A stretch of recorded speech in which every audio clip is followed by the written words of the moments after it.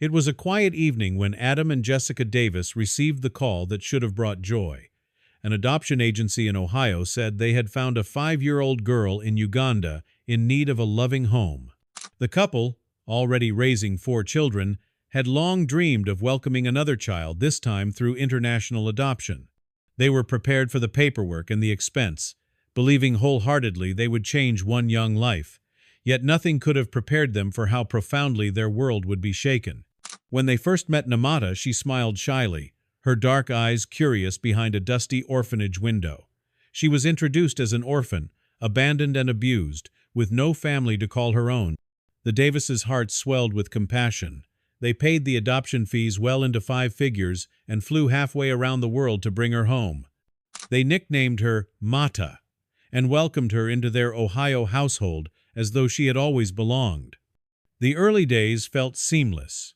Mata bonded with her siblings, struggled through early English lessons, and blossomed with simple love and consistent care. Everything seemed perfect. And then one day, as her English improved, Mata began to speak of her life in Uganda in vivid detail, details that made the story in her adoption file unravel before the Davises' stunned eyes. She spoke about her mother cooking dinner with her, sending her to church, walking her to school. She named siblings, friends, familiar landmarks in her village. Nothing matched the official narrative of abandonment. Alarm bells rang. Jessica felt her heart break anew. They reached out to child trafficking activist Karen Riley, who specializes in reuniting families. Riley told them Mata's story was tragically common, a familiar pattern of trafficking disguised as adoption. She quickly tracked down Mata's birth mother and arranged a video call. The reunion was raw and beautiful. Mata's mother cried she had been tricked into relinquishing her child under the promise of schooling abroad. She believed Mata would come back. Instead, she never returned. At that moment, the Davises faced an agonizing choice. They had paid for legal adoption. They had bonded with Mata. They had dreamed of her as their daughter. But they saw she belonged with her mother.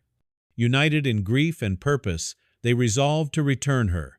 Within a year of bringing Mata home, they arranged her return to Uganda, where tears turned to hugs as mother and daughter reunited.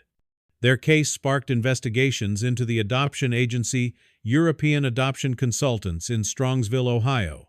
What followed revealed an organized fraud network. Officials uncovered that children were presented as orphans, even though they came from loving families. Bribes had been paid to Ugandan officials, social welfare officers, and even judges to approve orphan statuses without proper verification. EAC was accused of orchestrating dozens of such adoptions between 2 countries, profiting hundreds of thousands of dollars. In one criminal indictment, 3 women were charged: Margaret Cole, the agency's executive director; Deborah Paris, who managed Ugandan operations; and Dora Mirembe, a Ugandan lawyer. They face multiple counts: visa fraud, mail and wire fraud, conspiracy to violate the Foreign Corrupt Practices Act, and defrauding both U.S. and foreign authorities.